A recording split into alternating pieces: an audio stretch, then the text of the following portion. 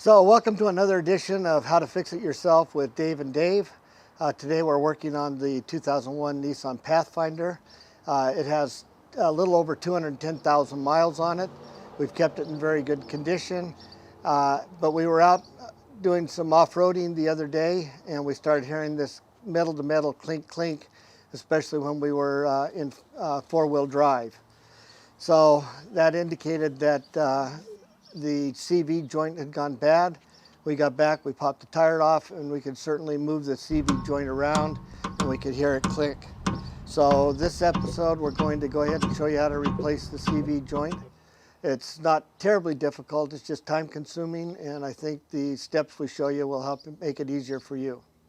So please hit subscribe and the notify bell icon, and we'll list the parts and everything in the links below. So now that we have the wheel off and we've got the car jacked up and on a jack stand, we're getting ready to do all the prep work that needs to happen for removing the CV joint. So we're going to first take and loosen up all of the cables that go on here and get those all ready. We're also going to take off the cap here so that we can be ready to remove the shaft, the spline shaft that goes in with the CV joint. So the first thing we're going to do is go ahead and get these cables out of the way.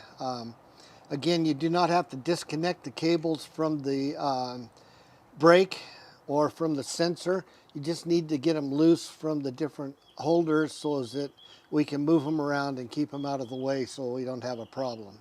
All right, so take off the brake clip. Real easy, just tap it out of there. So then you just need to get it out, and you might have to work it just a little bit to get it out. It is has a metal piece here that goes into this registration to kind of hold it in place. This particular shock didn't have the right tab down here, so I just zip tied it on that. So we're just going to go ahead and take and cut that zip tie there, and come on, okay, and that'll take that loose off of there. And if you have the right kind of shock, it'll have a little insert that it'll drop into. Then we need to take the one on the other side off. It just pries out easy. Just make sure you don't pull on the cable, so you don't want to break the cable. So now these are all loose so as that we have room to move them around without causing any damage. All right, now we're going to go ahead and remove the cap. Sometimes they get dinged up pretty bad trying to get them off of there because they're pretty tight. So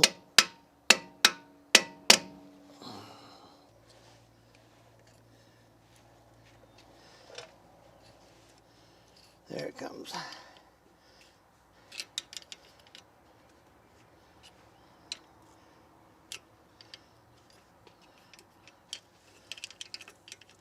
Okay, so you notice on this particular one, I don't know, 50,000 miles ago, I had to replace the rotor on a Pathfinder. The rotor is integrated with the wheel bearings, and so all this had to come off in order to pull the rotor off. Now we're not pulling the rotor off today, so we're not going to pull this plate to get at the wheel bearings, but we do have to be able to take the stuff off of the shaft. So from when I did that 50,000 miles ago, we still have some pretty good grease on here, so this is still really nice here. The O-ring looks like it's a little smashed, so we're going to put a new O-ring on there. You'll notice that the CV joint spins along with the rotor here, and we need some way of stopping it, because if we just try and loosen those bolts, this thing's going to spin. So you need to get a screwdriver or something in between the ribs here, and of course that's to be underneath, which is always the awkward. Get it up there so that it holds a little tight and it stays in place. Now they'll be tight, so I'm going to use a breaker bar to begin with. Now the trick to this is that I have a wobble extension on here, so is that this 12 millimeter will wobble a little bit, which gives you the ability to get past the boot. So we're going to get on there, let that wobble a little bit, and then we're going to go ahead and loosen that up. Now once you get it loose, then you can go to a regular ratchet to finish taking them out. So again, we're going to now move to the next one right there. Go ahead and get that tight up there. Go ahead and put the wobble on, and then we can get that on that one, and we can get that loose. So, all right, and from there then a ratchet will help take the rest of it out, which will be a lot easier than using a pry bar. But they're very tight. You'll probably have to start with a pry bar. You'll find that your socket will probably hit on the edge of this boot, and you won't be able to get the socket off once you get most of the bolt out.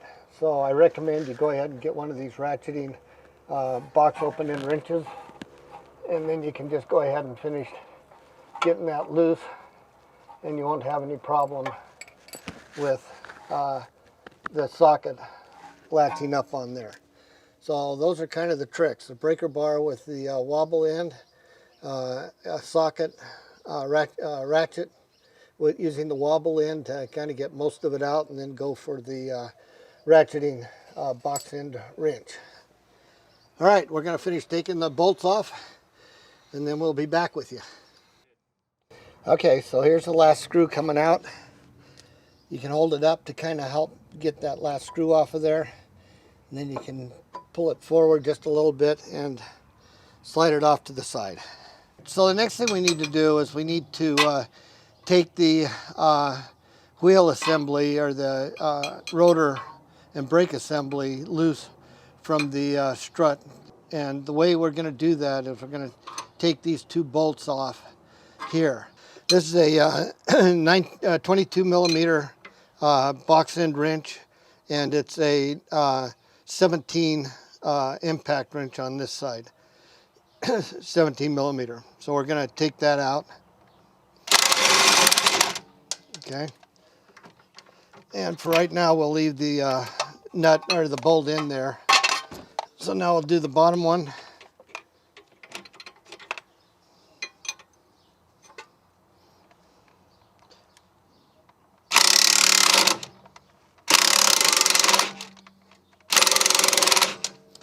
All right, so now we've got those two loose. Now we'll take the bolts out, and we'll use a brake hanger to hold it with, so as that we're not overly stressing any of the lines. So we've got to rotate this down and out in order to get this loose and beyond that. So now you want to rotate the snap ring around till you can get at it easily.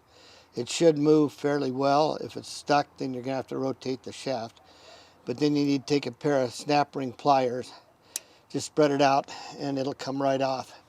And that'll loosen the shaft so that when we get this down and out, the shaft will slide right out. So now we're getting ready to do the heavy work. We'll take the pins out and pull that shaft out of there. All right, so now we're going to punch the bolts out. Going to go ahead and get both of them pretty close to the edge.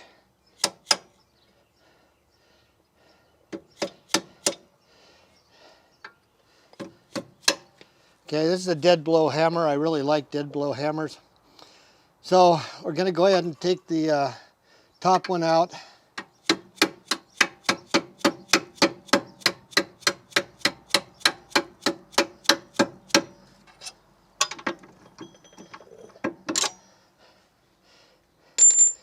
And then we're going to go ahead and take the bottom one out.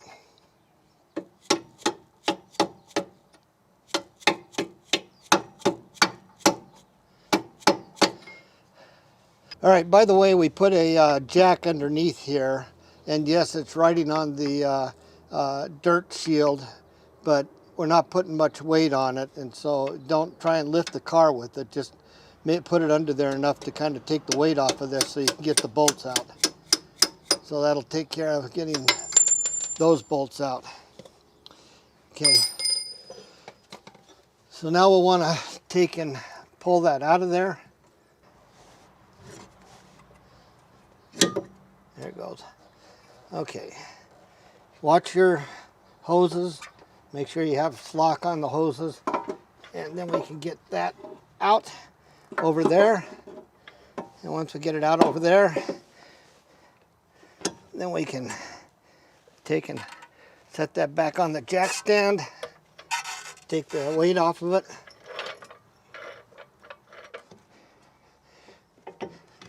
There it comes.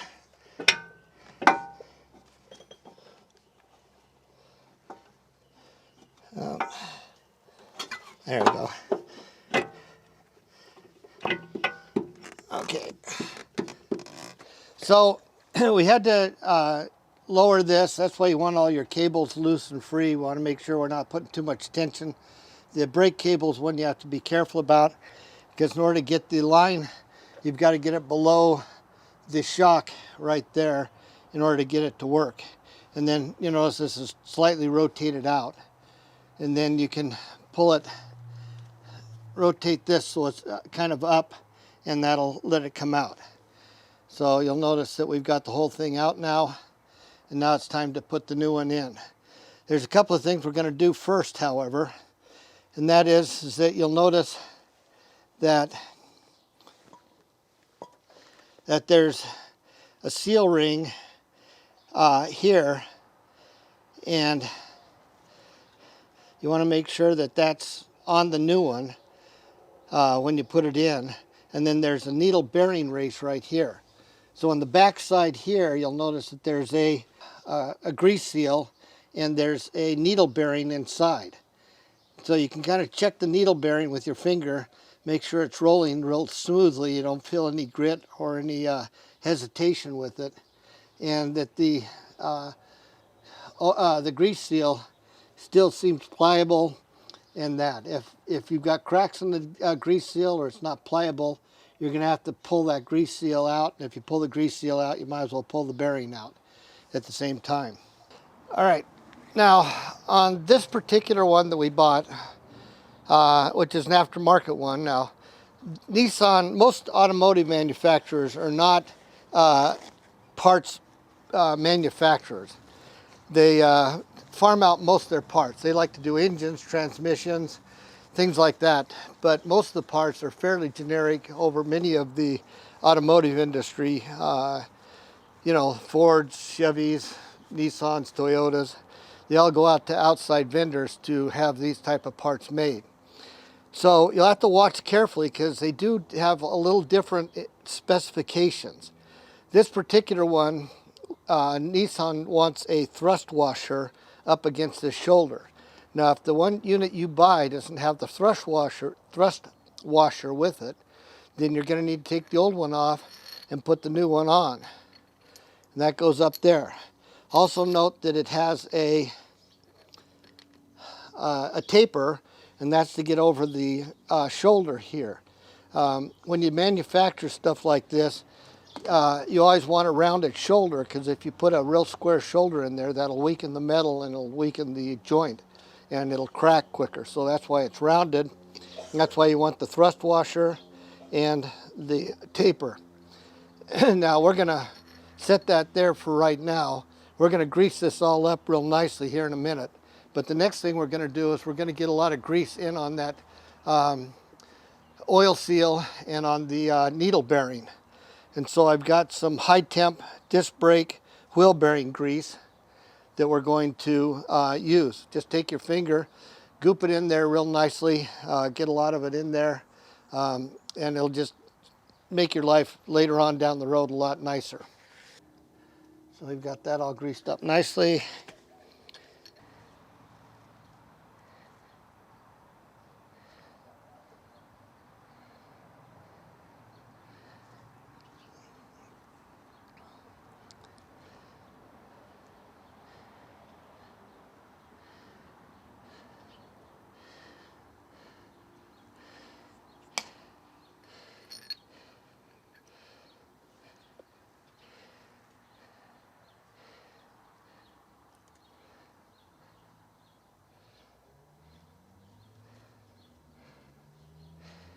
All right.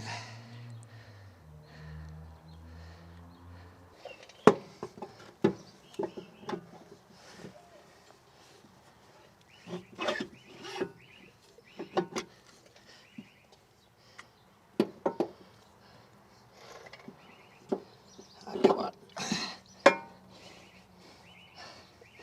All right. Okay, so now we got it in there. We've got it lined up so that we can take and pull up the brake assembly. All right, so we went ahead and used the jack to get the brake assembly back up high. Got the bolts in. Sometimes they can be a little bit difficult to get in. You just have to work at it to get them lined back up again.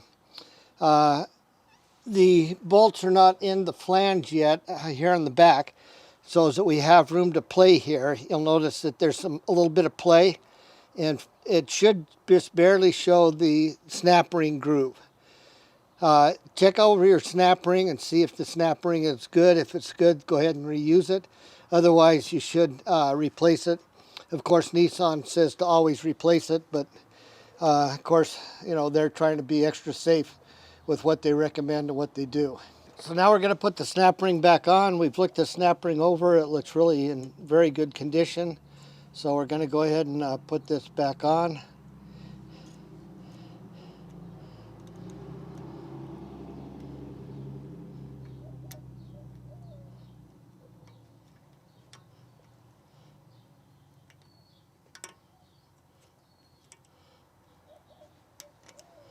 All right.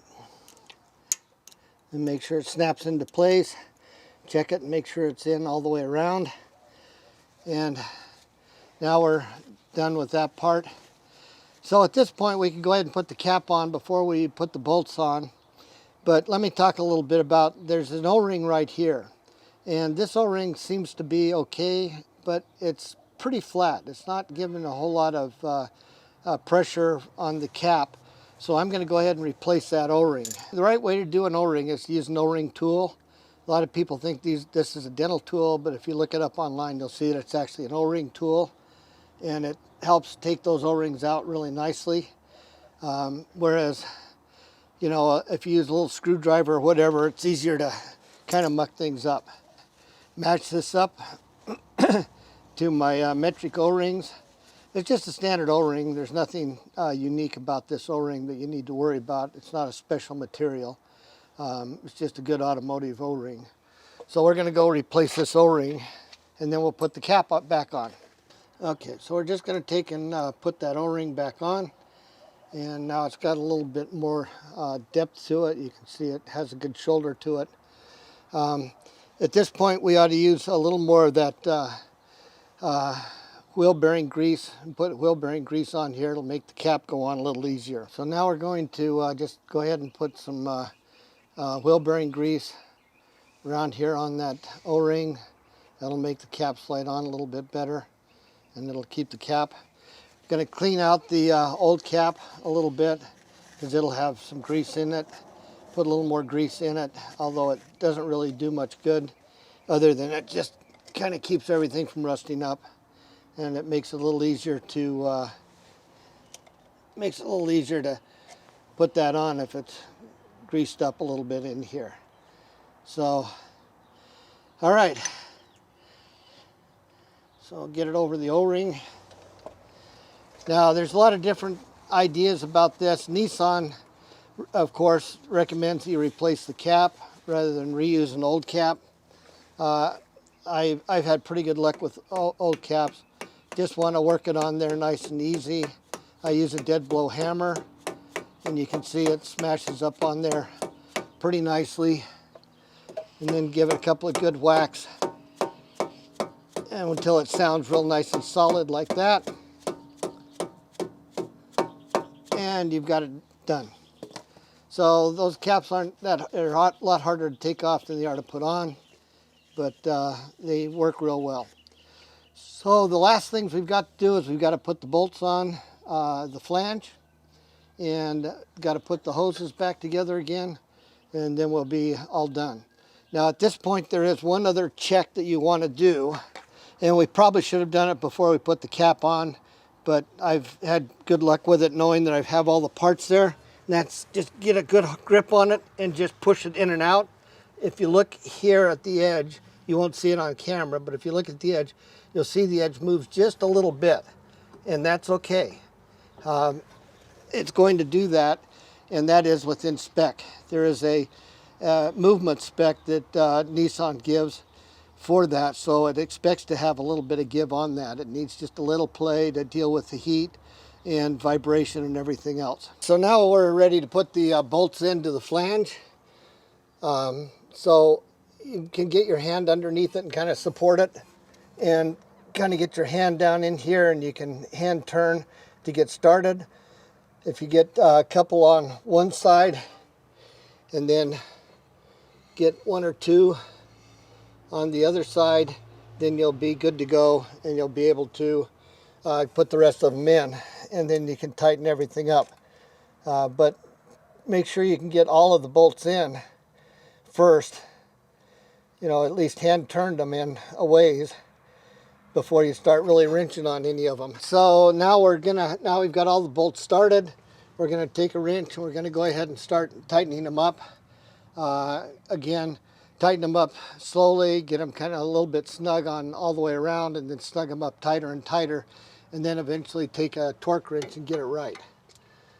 So we're gonna go ahead and just start getting these in. So the torque on this is 33 foot-pounds thereabouts. Newton meters, it's around 40 Newton meters. So you want to go ahead and torque these once you've got them all snug.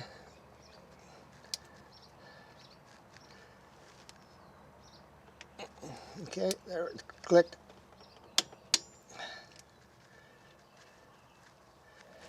All right, so just work your way on around, getting them all torqued. By the way, put the screwdriver back into the disc brake to hold it and lock it in place so you can get the torque on it. Additionally, you want to be sure you get the proper torque on the shock tower, and it's supposed to be about 34 or 40 foot-pounds.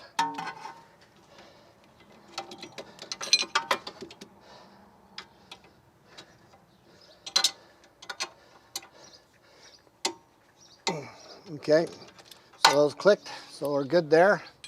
All right, so we need to put the speedometer cable back into its slot. Bring it back here. I don't know if you can see this. Again, it should have a slot there. This particular one doesn't, so we're going to use a zip tie. You don't really need to see the zip tie per se, but just, you know, you want to make sure things aren't just hanging loose. And zip ties are great for doing that, making those kind of adjustments. All right, now this one goes back up in here, and it sits into the slots. Then you want to use your spring clip into those slots right there. Unless you have really, really strong hands, you're going to need something to kind of help pull that along.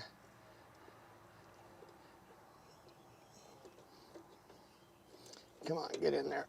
There we go. All right.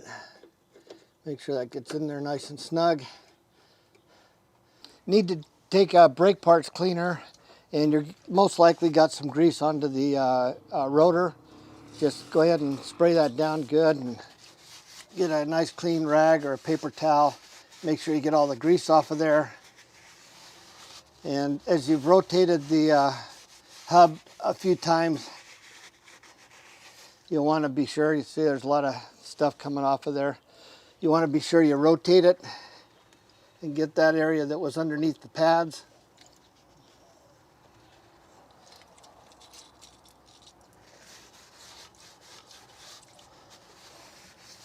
All right, so now we won't have any slippage or burn in on our brakes when we get our brakes when we start running the car. So at this point we're done. It's just a matter of putting the wheel back on and getting it off the jack stands. I hope this has been helpful for you. We've got our parts listed that we've used in the links below. And please be sure, and if this has been helpful for you, be sure and buy through our links. That'll help us out. And we hope this, and be sure and subscribe and press the bell icon so that you can be aware of any additional or newer videos that we put out. Thank you very much for your time. I hope this has been helpful.